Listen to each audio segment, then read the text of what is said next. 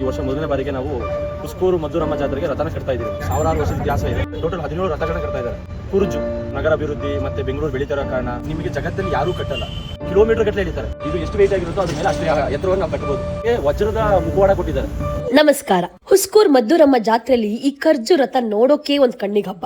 ಈ ಬಾರಿ ಮೊಟ್ಟ ಮೊದಲ ಬಾರಿಗೆ ಗೋವಿಂದ ಶೆಟ್ಟಿ ಪಾಲಿದ ನಮ್ಮ ಯುವ ಮಿತ್ರರು ಕೂಡ ಇದರಲ್ಲಿ ಭಾಗವಹಿಸ್ತಾ ಇದ್ದಾರೆ.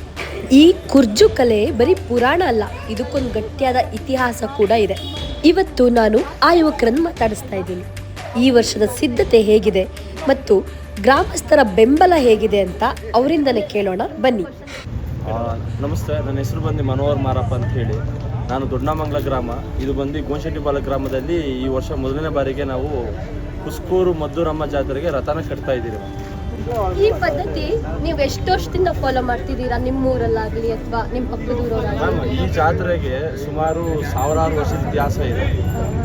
ಈ ಜಾತ್ರೆ ಹುಸ್ಕೂರು ಮದ್ದೂರಮ್ಮ ದೇವಿ ಜಾತ್ರೆ ಅಂತ ಹೇಳ್ತಾರೆ. ಇಲ್ಲಿ ರಥಗಳನ್ನ ಎಳ್ಕೊಬರೋದೇ ಒಂದು ಪದ್ಧತಿ ಮತ್ತು ಒಂದು ಆಕರ್ಷಣೆ. ಇಲ್ಲಿ ಸುತ್ತಮುತ್ತ ಊರುಗಳು ಆ ಕಾಲಕ್ಕೆ ಅಂದರೆ ಒಂದು 100-200 ವರ್ಷಕ್ಕೆ ಮುಂಚೆ 101 ರಥ ಬರ್ತಾ ಇತ್ತು ಅಂತ ವಾಡಿಕೆ ಇದೆ. ಈ ವರ್ಷ ವಿಶೇಷತೆ ಏನಂದರೆ ಕಳೆದ 100 ವರ್ಷದಲ್ಲಿ ಕಡ್ದಿರೋಷ್ಟು ರಥಗಳನ್ನ ಈ ವರ್ಷ ಕಟ್ತಾ ಇದ್ದಾರೆ. ಟೋಟಲ್ 17 ರಥಗಳನ್ನ ಕಟ್ತಾ ಇದ್ದಾರೆ. ಆ ರಥಗಳನ್ನ ನಮ್ಮಲ್ಲಿ ಕುರ್ಜು ಮತ್ತು ತೇರು ಅಂತ ಹೇಳ್ತೀವಿ. ಕುರ್ಜು ಮತ್ತೆ ತೇರು ಅಂತ ಕರಿತೀವಿ. ಅವಾಗೆಲ್ಲ 100 ತೇರುಗಳು ಬರ್ತಿದ್ವು ಅಂದ್ರಿ, ಇವಾಗ ಲಾಸ್ಟ್ ಟೈಮ್ ನೋಡಿದ್ರೆ 4 to 5 ಅಷ್ಟೇ ಇದ್ವು. ಹೌದು.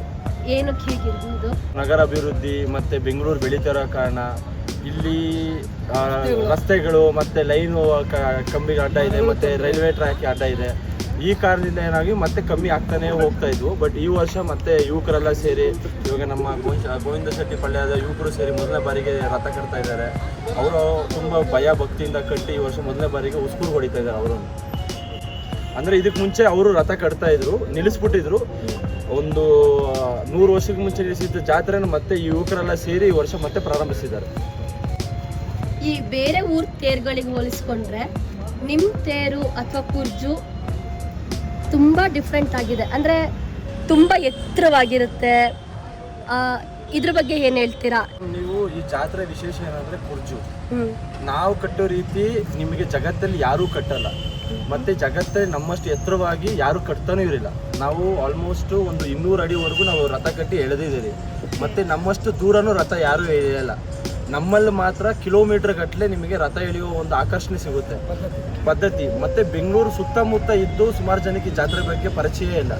ನಿಮಗೆ ಬೇರೆ ಕಡೆ ಹೋಗಿ ರಥ ಕಟ್ಟಿದ್ರೆ ನಿಮಗೆ ಅಮ್ಮಮ್ಮ ಅಂದ್ರೆ ಒಂದು 80 ಅಡಿ ರಥ ಕಟ್ಟಿ ದೇವಸ್ಥಾನ ಒಂದು 3 ರೌಂಡ್ ಹಾಕ್ತಾರೆ, ಇಲ್ಲ ಒಂದು ರೌಂಡ್ ಹಾಕಿ ಒಂದು 200 ಮೀಟರ್ ಹಾಕಿ ಬರ್ತಾರೆ. ನಮ್ಮಲ್ಲಿ ಮಾತ್ರ ಎತ್ತುಗಳನ್ನ ಕಟ್ಟಿ ನಿಮಗೆ ಕಿಲೋಮೀಟರ್ ಗಟ್ಟಲೆ ಎಳಿತಾರೆ. ಮತ್ತೆ ಇದು ಒಂದು ವಾರ, ಆಲ್ಮೋಸ್ಟ್ ಒಂದು ವಾರ ನಡೆಯೋ ಜಾತ್ರೆ ಇದು. ನಿಮಗೆ ಶನಿವಾರ ನಮಗೆ ರಥ ಓಡಿಸ್ತೀರಿ. ವಾರನೂ ಸ್ಟಾರ್ಟ್ ಆಗುತ್ತೆ ಹಬ್ಬ ಅನ್ನೋದು. ಬುಧವಾರ, ಗುರುವಾರ, ಶುಕ್ರವಾರ ಊರ ಹಬ್ಬ. ಅವ್ರವ್ರ ಊರುಗಳಲ್ಲಿ ಅವ್ರವ್ರು ಮಾಡ್ಕೊತೀವಿ. ಬಲಿ ಕೊಡುವಂಥದ್ದೇ ಆಗಲಿ, ಕೆಲವೊಂದು ದೇವರುಗಳು ಬಲಿ ಕೊಡುವಂಥದ್ದು ಇರುತ್ತೆ, ಅದು ಕೊಡ್ತಾರೆ. ಆ ಊರಲ್ಲಿ ಮಾಡ್ಕೊಂಡ್ಮೇಲೆ ಶನಿವಾರ ಪ್ರತಿಯೊಂದು ಊರಿಂದನೂ ರಥ ಬರುವಂಥದ್ದು ಶನಿವಾರ ಮಾತ್ರ. ನಿಮಗೆ ಇದರಲ್ಲಿ ಹೇಗೆ ನಡೆಯುತ್ತೆ ಅಂದರೆ, ಜಾತ್ರೆಯಲ್ಲಿ ಗುರುವಾರ ಪ್ರತಿ ವರ್ಷ ಶಿವರಾತ್ರಿ ಮುಗಿದು 20 ದಿವಸ ಇಲ್ಲ 27ನೇ ದಿವಸಕ್ಕೆ ಜಾತ್ರೆ ನಡೆಯುತ್ತೆ. ಮೊದಲನೇ ಗುರುವಾರ ಅಂದರೆ ಶಿವರಾತ್ರಿ ಮುಗಿದು 20ನೇ ದಿವಸಕ್ಕೆ ಏನು ಗುರುವಾರ ಬರುತ್ತೆ, ಆವಾಗ ನಿಮಗೆ ಬೆಳದಾರ್ತಿಗಳಂತ ಊರಲ್ಲಿ ಮಾಡ್ತಾರೆ. ಶುಕ್ರವಾರ ಏನು ಮಾಡ್ತಾರೆ, ದೀಪಗಳು ಅಂತ ಮಾಡ್ತಾರೆ. ಗುರುವಾರ ನಿಮಗೆ ಈ ರಥ ಏನು ಕಾಣಿಸ್ತಿದೆ, ಈ ರಥಕ್ಕೆ ಗುರುವಾರ ಗೋಧೂಳಿ ಲಗ್ನದ ಮುಂಚೆ ಅಂದರೆ 6 ಗಂಟೆ, ಸಂಜೆ 6 ಗಂಟೆ ಒಳಗಡೆ ಕಳಸ ಇಡ್ತಾರೆ. ಶುಕ್ರವಾರ ನಿಮಗೆ ಮಟನ್ ಫಂಕ್ಷನು ಮತ್ತು ನಿಮಗೆ ದೀಪಗಳಂತ ಒಂದು ಮಾಡ್ತಾರೆ, ಆಚರಣೆ ಮಾಡ್ತಾರೆ. ಶನಿವಾರ ನಿಮಗೆ ರಥ ಎಳೀತಾರೆ. ಶನಿವಾರ ರಥ ಎಳೆದಾದ್ಮೇಲೆ ಭಾನುವಾರ ಜಾತ್ರೆ ನಡೆಯುತ್ತೆ. ಸೋಮವಾರ ಮತ್ತೆ ನಿಮಗೆ ಜಾತ್ರೆ ನಡೆಯುತ್ತೆ. ಮಂಗಳವಾರ ಮತ್ತೆ ಹುಸ್ಕೂರಿಂದ ಆಯಾ ಊರಿಗೆ ರಥಗಳನ್ನ ವಾಪಸ್ ಎಳ್ಕೊಂಡ್ಬಂದು ಬಿಡ್ತಾರೆ. ಟೋಟಲ್ ಒಂದು 8 ದಿನದ ಶೆಡ್ಯೂಲ್ ಇದೆ, ಒಂದು 6 ದಿವಸದಿದೆ ಮ್ಯಾಮ್. ಇದನ್ನ ನಮ್ಮ ಬೇಸ್ ಅಂತಾರೆ, ಇದನ್ನ ನಮ್ಮ ಮಿದ್ದಿ ಅಂತ ನಾವು ಕರೀತೀವಿ. ಇದು ಬೇಸು. ಇದು ಎಷ್ಟು ವೆಯ್ಟ್ ಆಗಿರುತ್ತೋ ಅದ್ರ ಮೇಲೆ ಅಷ್ಟು ಎತ್ತರವಾಗಿ ನಾವು ಕಟ್ಬೋದು, ಸರಿನಾ? ಮೊದಲು ಇದನ್ನ ಅದಾದ ಮೂಲಗಳ ಮರಗಳಿಂದ ಮಾಡ್ತಾ ಇದ್ರು. ಇವಾಗ ಕಬ್ಬನೆಲ್ಲ ಯೂಸ್ ಮಾಡಿ ಆಧುನಿಕ ತಕ್ಕಂಗೆ ನಾವು ಮಾಡ್ತೀವಿ. ಅದಕ್ಕೆ ಮೇಲೆ ಹೋದ್ರೆ ನಿಮಗೆ ಫ್ಲೋರ್ಸ್ ಥರ ಕಾಣಿಸುತ್ತೆ. ಅದು ಪ್ರತಿ ಫ್ಲೋರ್ಗೂ ನಿಮಗೆ ಪೋಲ್ಸ್ ಥರ ಕಾಣಿಸಿದೆಯಲ್ಲ, ಅದನ್ನು ಗುಜ್ಜು ಅಂತ ಕರಿತೀರಿ. ಅದ್ರ ಮೇಲೆ ಅಡ್ಡಡ್ಡ ಥರ ಅಂದರೆ ಕಬ್ಬಣದ ಇದಾಕಿದಿರಲ್ವಾ, ಅದನ್ನು ನೋಡಿ. ಇದನ್ನ ನಿಮಗೆ ತರಾಯಿ ಅಂತ ಕರಿತೀವಿ, ಗುಜ್ಜು ಅಂತೀವಿ. ಮತ್ತೆ ಇದನ್ನ ಗುಜ್ಜು ಅಂತ ಕರಿತೀವಿ ನಾವು. ಇದು ತರಾಯಿ ಅಂತಾರೆ. ಇದು ಪ್ರತಿ ಫ್ಲೋರ್ಗೂ ನಾವು ತೊಗೊಂಡು ಹೋಗ್ತೀರಿ, ಅದನ್ನು ಅಂಕಣ ಅಂತ ಕರೀತೀರಿ. ಆ ಅಂಕಣ ಎತ್ತಕ್ಕೆ ನಾವೇನು ಮಾಡ್ತೀರಿ, ಮೂಲೆಗೆ ಬೊಂಬು ಕೊಡ್ತೀರಿ. ಬೊಂಬು ಕೊಟ್ಟು ಅದಕ್ಕೆ ಸಪೋರ್ಟಿಗಾಗಿ ಹಗ್ಗ ಹಾಕಿ ಟೈಟ್ ಮಾಡಿಕೊಂಡು ತದನಂತರ ಇದ್ರ ಮೇಲೆ ಬಟ್ಟೆ ಹಾಕ್ತೀವಿ ನಾವು. ಆಮೇಲೆ ಬಟ್ಟೆ ಹಾಕಾದ್ಮೇಲೆ ಗುರುವಾರ ಕಳ್ಸಕ್ಕೆ ಹಾಕ್ತೀವಿ. ಇದನ್ನ ಬ್ಯಾಲೆನ್ಸ್ ಮಾಡೋಕ್ಕೆ 4 ದಿಕ್ಕಲ್ಲಿ ವಾಲಾಗ ಕಟ್ತೀವಿ ನಾವು. ನಿಮಗೆ ಉದ್ದುದ್ದ ಹಗ್ಗ ಬಿಟ್ಟು ಬ್ಯಾಲೆನ್ಸ್ ಒಂದು ಕಡೆ ಒಳದ್ರೆ ಇನ್ನೊಂದು ಕಡೆ ಎಳೆಯೋಕ್ಕೆ, ಆ ರೀತಿ ಬ್ಯಾಲೆನ್ಸ್ ಮಾಡೋಕ್ಕೆ ವಾಲಾಗ ಅಂತ ಕಟ್ತಾರೆ. ಇಲ್ಲಿ ಎತ್ತುಗಳನ್ನ ಎಳೆಯೋಕೆ ಇಲ್ಲಿ ಮುಂದೆ ಕಟ್ತೀರಾ? ಈ ಕಡೆ ಎತ್ತುಗಳು ಕಟ್ಟಕ್ಕೆ ಹಾಕೊಳ್ತಾರೆ, ಎತ್ತು ಟ್ಯಾಕ್ಟ್ರಿ ಕಟ್ಟಕ್ಕೆ ಹಾಕೊಳ್ತೀರಿ. ಇಲ್ಲಿಂದ ಸುಮಾರು ಪ್ರತಿ ಊರಲ್ಲೂ ನಿಮಗೆ ಒಂದು ಮಿನಿಮಮ್ ಅಂದ್ರೂ ಒಂದು 20 ಎತ್ತುಗಳು ಕಟ್ತಾರೆ. ಹೈಯೆಸ್ಟು ಕಟ್ಟಿರೋದು ಬಂದು 52 ಜೊತೆ ದೊಡ್ಡನಾಮಂಗಲ ಗ್ರಾಮಕ್ಕೆ ಕಟ್ಟಿದಿತ್ತು.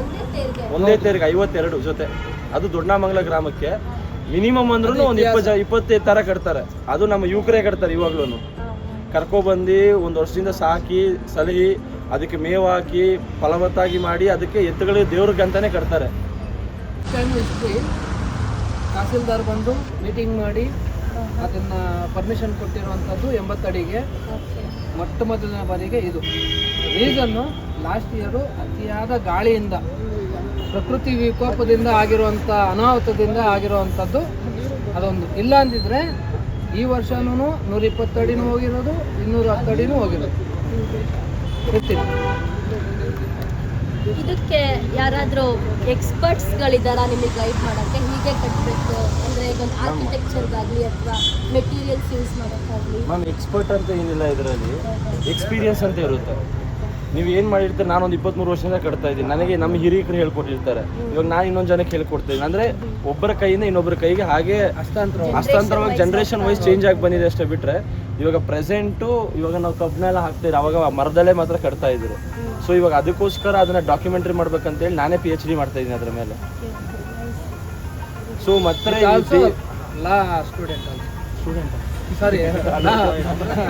ನಿಮಗೆ ಇನ್ನೊಂದು ಏನಂದ್ರೆ, ಈ ಜಾತ್ರೆಯಲ್ಲಿ ವಿಶೇಷ ದೇವಿ ಬಗ್ಗೆ ನೀವು ಮಧುರಮ್ಮ ದೇವಿ ಬಗ್ಗೆ ತಿಳ್ಕೊಬೇಕು. ನಮ್ಮ ಮಧುರಮ್ಮ ದೇವಿಗೆ ಟಿಪ್ಪು ಸುಲ್ತಾನ್ ಬಂದು ನಮ್ಮ ದೇವಿಗೆ ವಜ್ರದ ಮುಖವಾಡ ಕೊಟ್ಟಿದ್ದಾರೆ. ಅದು ಒಂದು ಇತಿಹಾಸ ಇದೆ. ಅವ್ರು ಇಲ್ಲಿ ಬಂದಾಗ ಒಬ್ಬ ಸೈನ್ಯ ನಿಂತ್ಕೊಂಡಿದ್ದಾಗ ಅವ್ರೇನು ಅಡಚಣೆ ಮಾಡಿದ್ರಂತೆ, ಎಲ್ಲರಿಗೂ ಕಣ್ಣು ಹೋಗಿತ್ತು ಅವ್ರಿಗೆ. ಅವರ ಬಂಡಿಗಳು ಕರ್ಕೊಂಡು ಹೋಗ್ತಾರಲ್ಲ, ಎತ್ತು ವಿಮಾನಗಳು ಕರ್ಕೊಂಡು ಹೋಗ್ಬೇಕಾದ್ರೆ, ಗಾಡಿಗಳು ಹೋಗ್ಬೇಕಾದ್ರೆ ಒಂದೇ ಒಂದು ರಾಸುಗಳು ಕೂಡ, ಕುದುರೆಗಳು ಕೂಡ ಮೂವ್ ಆಗ್ಲಿಲ್ವಂತೆ ಈ ಪ್ರಾಂತಕ್ಕೆ ಬಂದು, ಮಧುರಮ್ಮ ದೇವಿ ಪ್ರಾಂತಕ್ಕೆ ಬಂದು. ಆವಾಗ ಅವರು ಹರಕೆ ಹೊತ್ಕೊಂಡು ಅವರು ರಾಜ ಗುರುಗಳನ್ನ ಕರೆಸಿ ಏನಾಗಿದೆ ಅಂತ ಕೇಳಿದ್ದಕ್ಕೆ, ಈ ಥರ ಆಗಿದೆ, ಈ ದೇವಿ ಪ್ರಾಂತನ ದಾಟಬೇಕು ಅಂತಂದರೆ ಆ ದೇವಿ ಅನುಗ್ರಹ ಇದ್ದರೆ ಮಾತ್ರನೇ ಅಂತೇಳಿ ಕೇಳಿದ್ದಕ್ಕೆ ಆ ಯಮ್ಮನ ಹತ್ರ ಹೋಗಿ ಕೇಳಿಕೊಂಡು ನಾನು ಇದು ಮಾಡಿಕೊಡ್ತೀನಿ ಅಂತೇಳಿ ಆ ಯಮ್ಮನಿಗೆ ಹರಕೆ ಹೊತ್ಕೊಂಡ್ಮೇಲೆ ಆ ಯಮ್ಮ ದಾರಿ ಕೊಟ್ಟಿದ್ದಾರೆ. ಇವತ್ತಿಗೂ ನೀವು ಆ ವಜ್ರದ ಮುಖವಾಡ ತರಬೇಕಂದ್ರೆ ತಹಶೀಲ್ದಾರ್ ಆಫೀಸಲ್ಲಿ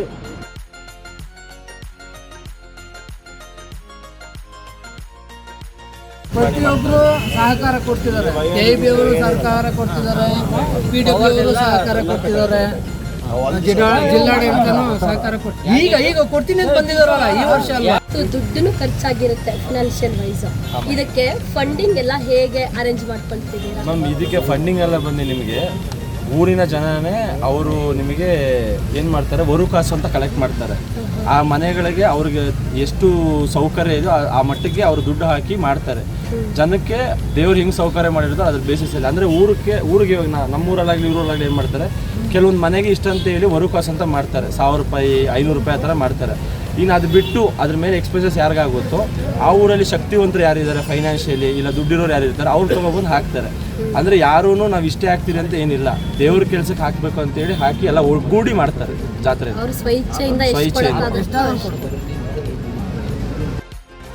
ನೋಡಿದ್ರಲ್ಲ, ನಾವು ಜಾತ್ರೆಯಲ್ಲಿ ಎಂಜಾಯ್ ಮಾಡೋ ಪ್ರತಿಯೊಂದು ಕ್ಷಣದ ಹಿಂದೆ ಎಷ್ಟು ಶ್ರಮ ಇರುತ್ತೆ ಅಂತ. ಗೋವಿಂದ ಶೆಟ್ಟಿ ಪಾಳ್ಯದ ನಮ್ಮ ಯುವಕರ ಈ ಶ್ರಮಕ್ಕೆ ಒಂದು ದೊಡ್ಡ ಧನ್ಯವಾದ. ಎಷ್ಟು ಚೆನ್ನಾಗಿ ವಿವರಿಸಿದ್ರು. ಹುಸ್ಕೂರ್ ಮತ್ತು ಸುತ್ತಮುತ್ತಲ ಗ್ರಾಮಸ್ಥರ ಪರವಾಗಿ ನಿಮ್ಮೆಲ್ಲರಿಗೂ ಮದ್ದೂರಮ್ಮನ ಜಾತ್ರೆಗೆ ಸುಸ್ವಾಗತ. ಬನ್ನಿ, ಈ ಅದ್ಭುತ ಕುರ್ಜು ಪರಂಪರೆಯನ್ನು ಒಟ್ಟಾಗಿ ಸಂಭ್ರಮಿಸೋಣ. ವಿಡಿಯೋ ಇಷ್ಟ ಆದರೆ ಲೈಕ್ ಮಾಡಿ, ಶೇರ್ ಮಾಡಿ. ಮದ್ದೂರಮ್ಮನ ಕೃಪೆ ಎಲ್ಲರ ಮೇಲಿರಲಿ. ಜಾತ್ರೆಯಲ್ಲಿ ಸಿಗೋಣ. ನಮಸ್ಕಾರ.